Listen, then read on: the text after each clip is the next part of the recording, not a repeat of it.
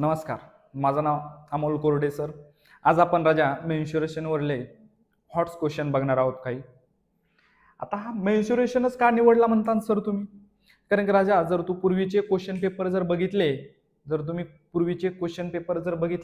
तर question number 4 मध्ये एक क्वेश्चन हा मेन्शुरेशनवरलाच आहे.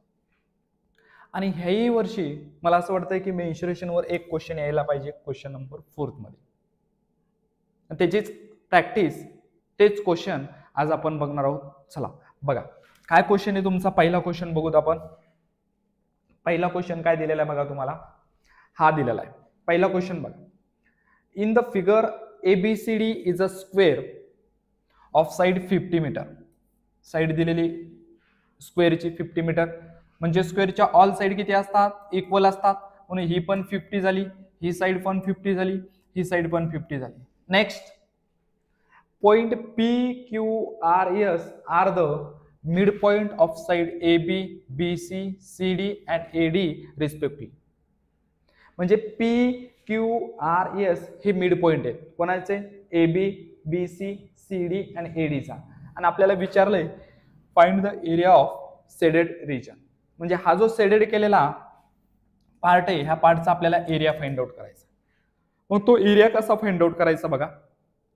आपल्याला स्क्वेअरची साइड दिलेली, मग मी जर एरिया ऑफ स्क्वेअर मधून हे 4 सेक्टरचा जर एरिया सबट्रॅक्ट केला तर कोणाचा एरिया उरा लागलाय राजा? एरिया ऑफ शेडेड केलेला रिजनचा. जो शेडेड केलेला रिजन आहे याचा एरिया रिमेनिंग राहतो. आणि आपल्याला तेच विचारलंय. मग बघा आता काय काय कशा पद्धतीने हा क्वेश्चन सॉल्व्ह करायचा आहे, लक्ष द्या. मग आता गिवन काय दिले, अगोदर गिवन लिहून घ्यायचं. मग गिवन काय दिले बघा तुम्हाला. आपल्याला गिवन दिलेलं आहे quadrilateral ABCD is a square. हा दिलेला आहे तुम्हाला स्क्वेअर. नेक्स्ट दिले तुम्हाला point PQRS are midpoint of side AB, BC, CD and AD. हे मिड पॉइंट दिलेले. ओके, आता ही साइड दिलेली. नंतर आपल्याला काय दिलेले? आपल्याला स्क्वेअरची साइड दिलेली. ती साइड दिलेली तुम्हाला 50 मीटर. साइड भेटली. मी हा जो स्क्वेअर तयार झाला ह्या स्क्वेअरचा एरिया फाइंड आउट करू शकतो. काय आला तुमचा? Area of square ABCD is equal to काय फॉर्म्युला आपल्याकडे? Side square. साइड दिलेली मला 50 सेंटीमीटरचा स्क्वेअर. मग काय आलं तुमचं? आता हा 50 चा स्क्वेअर काय तुमचा? 2500 मीटर स्क्वेअर. कारण की आता एरिया नेहमी कशात असतो तुमचा? स्क्वेअर मध्ये. आता नेक्स्ट आपल्याला ह्या सेक्टरचा एरिया फाइंड आउट करायचा आहे.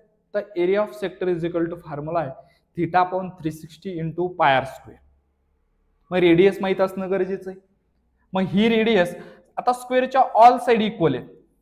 मग ही जो एस हा मिड पॉइंट म्हटल्यास नंतर SP सेक्टरची रेडियस झाली आणि एस मिड पॉइंट असल्यामुळं ही रेडियस किती येणार आहे तुमची?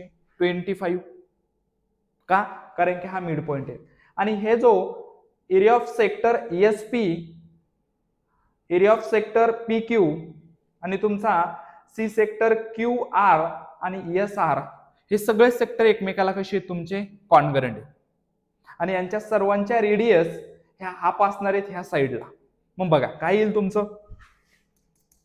मी लिहितो इथं काय दिलेलं आपल्याला? द एरिया ऑफ, आपल्याला काय येईल बघा इथं? The radius of sector SP. दुसरं area of B sector PQ.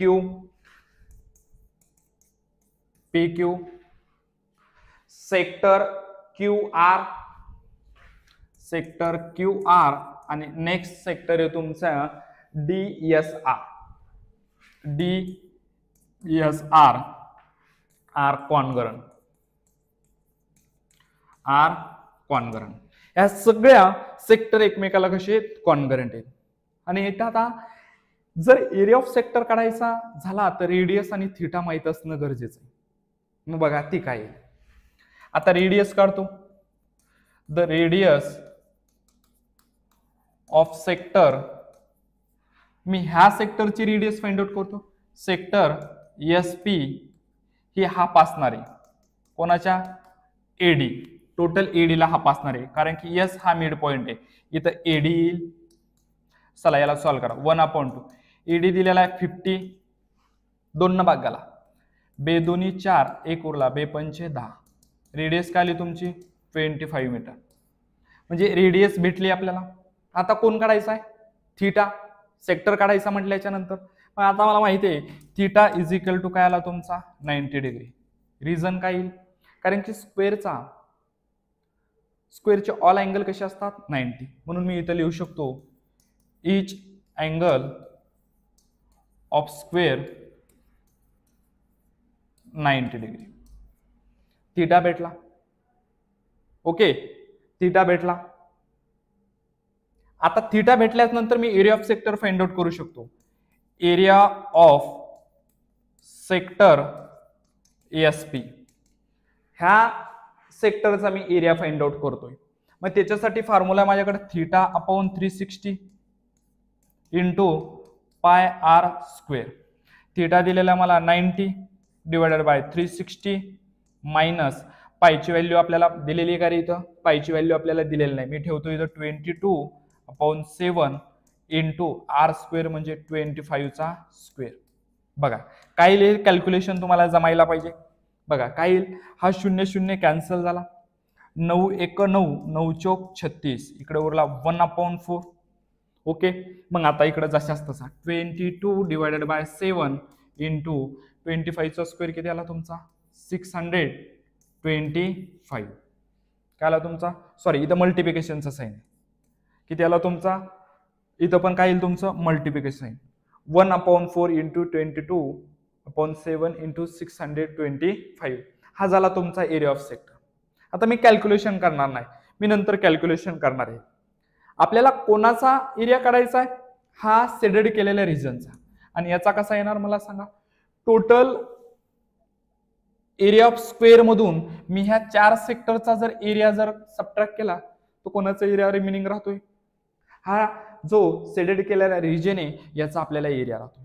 मग बघा, मग मी टोटल एरिया मधून सबट्रॅक्ट करतो. तो काय आपल्याला the area of shaded region, the area of shaded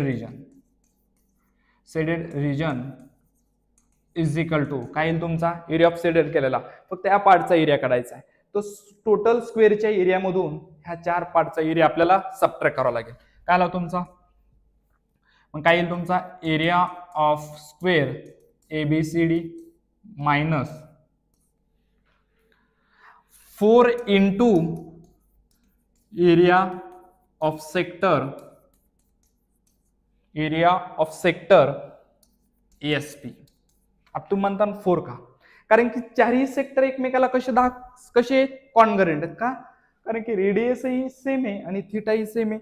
इथे लिहिलंय मी हे सर्व सेक्टर एकमेकाला कॉन्ग्रुएंट आहेत, म्हणून डायरेक्ट एरिया ऑफ सेक्टर हा SP जितका येईल तितकेच रिमेनिंग 3ही सेक्टर येणार आहेत.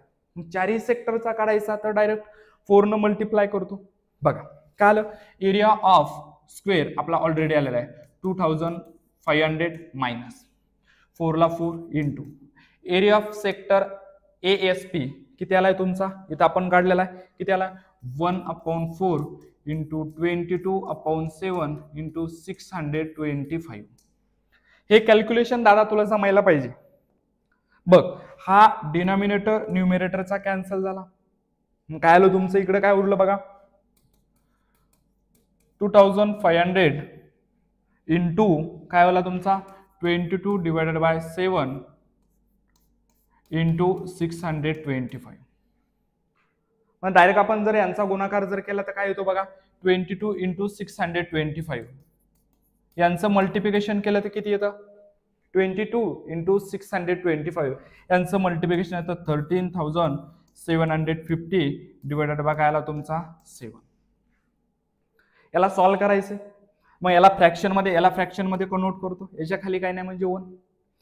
जर डिनॉमिनेटर सेम नसेल तर क्रॉस मल्टिप्लिकेशन करायचं. मग काय आला तुमचा क्रॉस मल्टिप्लिकेशन 7 इंटू 25 काय आला तुमचा 175 दोन शून्य जशाच तसे मायनस 13,750 डिवायडेड बाय काय आला तुमचा 7.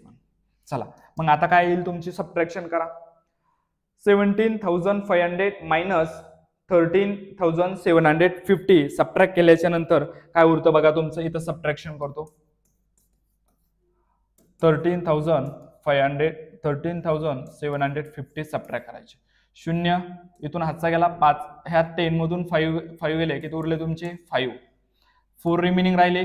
इथून एक हातचा घेतला, हा 14 मधून 7 गेले 7, इथं 6 राहिले, 6 मधून 3 गेले काय उरला तुमचा 3. शून्य हा 1 मधून 1 गेला शून्य. काय आलं तुमचं सबट्रॅक्शन 3,750 डिवायडेड बाय काय आलं तुमचं 7. चला भाग देऊत आपण. साधा आहे आता भाग द्यायचा बघा. 7 5 35 हातचे आले 2. 7 त्रिक 21 7 त्रिक 21 4 उरले. इथे झाले 40. 7 5 35 किती आले तुमचे 7 5 35 बरोबर. 7 5 35 किती उरले तुमचे 5. ह्या 5 ला परत भाग जात नाही. थांबे ना मोबाईल ठेवून द्या जरा तू. हा बघा 7 5 35 5 उरले. ह्या 7 न 5 ला भाग जात नाही म्हणून शून्य दिला म्हणून पॉईंट.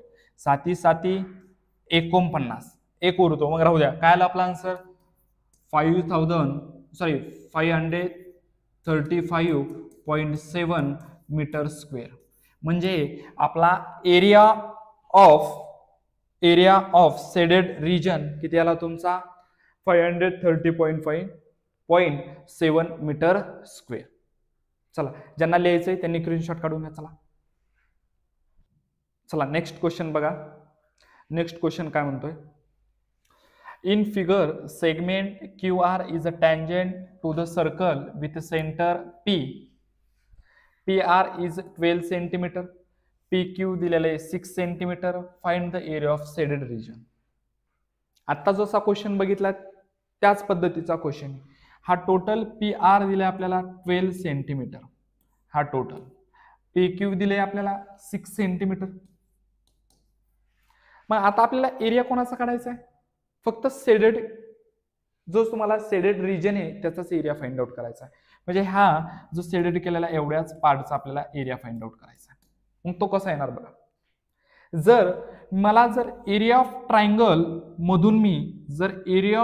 मधून एरिया ऑफ सेक्टर सबट्रॅक्ट जर केला तर कोणाचा एरिया उरला आपला एरिया ऑफ शेडेड रिजन.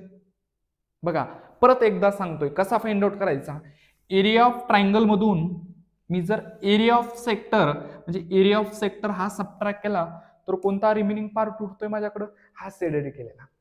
आणि ह्या शेडेड केलेल्या पार्टच आपल्याला एरिया फाइंड आउट करायचा. मग बघा आता कशा पद्धतीने करायचं. बघा आपल्याला गिवन काय दिलेले, जे गिवन दिलेले ते लिहून घेतो मी स्टार्टिंगला. गिवन काय काय दिलेले बघा.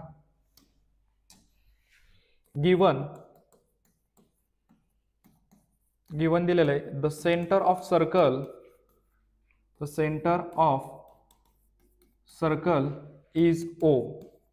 सॉरी O नाही, काय दिलेलं आपल्याला P दिलेलं आहे. नेक्स्ट काय दिले QR ही टॅन्जंट आहे. मग काय तुमची QR is a tangent of circle. मग ही सर्कल दिलेली. आता मी तुम्हाला ज्या पद्धतीने सांगितलंय की आपल्याला एरिया ऑफ ट्रायंगल मधून एरिया ऑफ सेक्टर मायनस करायचा. मग एरिया ऑफ ट्रायंगल ह्या टोटल ट्रायंगल PQR चा एरिया जर फाइंड आउट करायचा जर झाला तर काय फॉर्म्युला आपल्याकडे 1/2 इंटू बेस इंटू हाईट.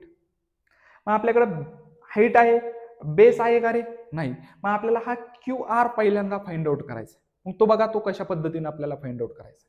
मग आता बघा काय दिलेलं आहे इन ट्रायंगल PQR.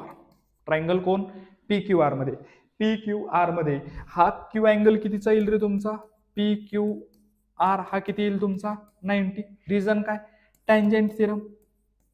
काय येईल तुमचा टॅन्जंट थिअरम. कारण की Q अँगल हा तुमचा किती आला 90. अजून आपल्याला काय दिले PR दिलेलं आहे. आपल्याला पी क्यू दिलाय 6 सेंटीमीटर आणि पी आर हा दिलेला आहे 12 सेंटीमीटर, बरोबर. पण हा पी क्यू हा पी आरच्या हाफ आहे, पी आर अपॉन 2 किती, हा 12 डिवायडेड बाय 2 बेसकन 12, काय आला तुमचा 6 सेंटीमीटर. मग आता लक्ष द्या, मग आपण प्रॉपर्टी शिकलेलो 30, 60, 90. मग काय सांगते ती प्रॉपर्टी, जर राईट अँगल ट्रायंगल मध्ये जर हायपोटेनियसच्या हाफ जर साइड असेल, राईट अँगल ट्रायंगल मध्ये हायपोटेनियसच्या जर हाफ जर साइड असेल, तर त्या साइडच्या अपोजिट अँगल हा किती असतो राजा, हा असतो तुझा 30 डिग्री. किती असतो तुमचा 30 डिग्री. मग जर हा 90 झाला, हा 30 झाला, तर हा पी अँगल किती यायला लागला तुमचा 60. आणि क्यू आर काढायचे, तर आपण 30, 60 ची प्रॉपर्टी यूज करून आपण 60 च्या अपोजिट साइड फाइंड आउट करू शकतो. ती असते √3/2 इंटू हायपोटेनियस. मग बघा आता ती कशी काढायची, मी प्रॉपर्टी यूज करतो. पहिल्यांदा हा 30 कसा आला आपल्याला सांगायचा आहे. बघा काय आलं तुमचं, हे तुम्हाला लिहावं लागतं. If one side of right angle triangle, if one side of right angle triangle is half of the hypotenuse,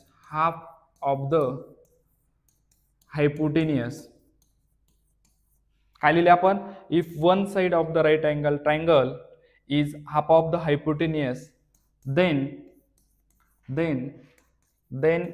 that opposite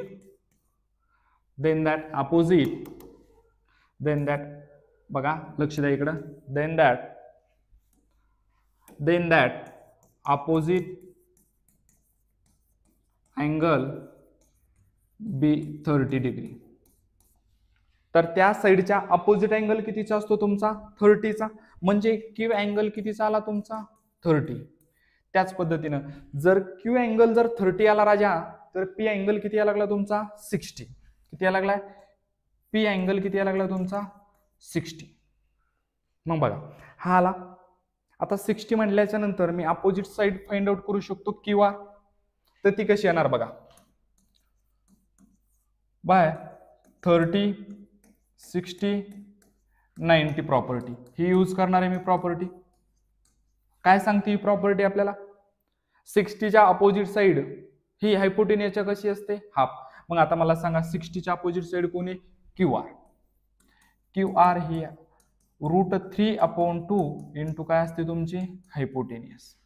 मग आता व्हॅल्यू ठेवून देऊ, √3/2 इंटू हायपोटेनियस कोण झाला रे राईट अँगल ट्रायंगल मध्ये, पी आर आला तुमचा P R. √3/2 into P R दिलेला आपल्याला 12. तर काय आलं बघा बेसकन 12, काय आलं तुमचं 6√3. पण इथं √3 ची व्हॅल्यू दिलेली आपल्याला, किती दिलेली 1.73. पुट करतो 6 इंटू 1.73. तर काय आला तुमचा ही 6.13. जर दिल्याच्या नंतर यांचं मल्टिप्लिकेशन करून घेऊ, काय आलं तुमचं बघा, पॉईंट नाही करत धरा, 173 इंटू 6. साइन 3 18 हा चला 1, साइन 7 42 1 43 हा चले 4, 6 1 6 4 10. पॉइंट किती संख्यानंतर आहे 2 संख्यानंतर. मग काय आला तुमचा 10.38 सेंटीमीटर. ही आली आपली कोण आली 10.8, काय आली तुमची ही सेंटीमीटर मध्ये आलेली 10.38 सेंटीमीटर. 10.38 म्हणजे हा क्यू आर आला आपला 10.38, म्हणजे बेस आला. म्हणजे मी हा triangle P Q R S चा एरिया फाइंड आउट करू शकतो. मग बघा area of triangle P Q R is equal to काय फॉर्म्युला आहे 1/2 into base into height. 1/2 base कोण झाला, बेस क्यू आर झाला आणि हाईट कोण झाली पी क्यू. मग इथं लिहितो base Q R into height P Q. इथं व्हॅल्यू पुट करतो 1/2. क्यू आर किती दिलेला आपल्याला 10.38. इथं पुट करतो 10.38 into P Q. P Q किती दिलेली आपल्याला पी क्यू 6. मग काय आलं तुमचं 6. मग आला तुमचा 10.38 इंटू काय आला तुमचा 3. जर यांचा गुणाकार केला तर गुणाकार येतो 31.14 सेंटीमीटरचा स्क्वेअर. म्हणजे राजा आपल्याकडे एरिया ऑफ ट्रायंगल किती आला 31.14 सेंटीमीटर स्क्वेअर. आता कोण काढायचं आपल्याला, ह्या सेक्टरचा एरिया फाइंड आउट करावा लागणार आहे, ह्या सेक्टरचा. मग सेक्टर काढण्यासाठी मग काय फॉर्म्युला आपल्याकडे, एरिया ऑफ सेक्टरचं नाव काय तुमचा QT is equal to formula आहे theta upon 360 into pi R square. Theta किती दिलेला आहे 60, व्हॅल्यू पुट करतो 60 डिवायडेड बाय 360 इंटू पायची व्हॅल्यू 3.14, रेडियस 6 चा स्क्वेअर. आर किती दिलेली तुम्हाला, ही रेडियस आहे, ह्या सेक्टरसाठी ही रेडियस आहे किती दिलेली 6 सेंटीमीटर. आता कॅल्क्युलेशन करायचं, साधी गोष्ट आहे राजा. हा 0 0 कटला, 6 1 6 6 6 36 म्हणजे 1/6 इंटू 3.14 इंटू 6 चा स्क्वेअर किती आला 36. परत कॅल्क्युलेशन 6 1 6 6 6 36 काय आला तुझा 3.14 इंटू 6. यांचा जर गुणाकार केला, यांचं मल्टिप्लिकेशन केलं तर किती आला तुझा 18.84 सेंटीमीटरचा स्क्वेअर. ओके. आता काय काय आलं बघ, ह्या ट्रायंगलचा एरिया आला आणि हा एरिया ऑफ सेक्टर आला किती आला 18.84 सेंटीमीटर. आपल्याला कोण काढायचं आहे, एरिया ऑफ शेडेड रिजन. मग आता हा फाइंड आउट करण्यासाठी एरिया ऑफ ट्रायंगल मधून हा एरिया ऑफ सेक्टर सबट्रॅक्ट करायचा आहे. मग चला काय आलं बघा तुमचं, area of shaded region is equal to काय आलं तुमचं, area of triangle PQR minus subtract काय करायचं आपल्याला, एरिया ऑफ सेक्टर. मग काय आलं तुमचा एरिया ऑफ सेक्टर काय नाव आहे त्याचं QT. बरोबर. मग इथं सॉल्व्ह करा, काय आलं एरिया ऑफ ट्रायंगल किती आलेला तुमचा 31.14 मायनस 18.84. जर यांची सबट्रॅक्शन करा, आता काय आली बघा तुमची सबट्रॅक्शन 31 पॉइंट मधून 14 हा सबट्रॅक्ट करायचा आहे 18.84. 4 मधून 4 गेले काय उरलं तुमचं 0. एक हातचा घेतला, 11 मधून 8 गेले किती उरले तुमचे 3, पॉइंटला पॉइंट. इथं उरला तुमचा 1. आता इथं 1 येणं ऑलरेडी दिलं, इथं 0 उरला, इथून एक हातचा गेला. 10 मधून 2 गेले किती, 10 मधून 8 गेले किती उरले 2. इथं 2 उरले, 2 मधून 1 गेला काय उरला 1. म्हणजे काय आला तुमचा 12.30 सेंटीमीटर स्क्वेअर. म्हणजे एरिया ऑफ शेडेड रिजन म्हणजे राजा हा जो शेडेड केलेला पार्ट आहे, ह्या पार्टचा एरिया किती आला तुमचा 13, याचा किती आला तुमचा 12.13 सेंटीमीटरचा स्क्वेअर. समजला कसा गेला. आय होप तुम्हाला हे समजलं असेल. ज्यांना लिहायचंय त्यांनी स्क्रीनशॉट काढून घ्या.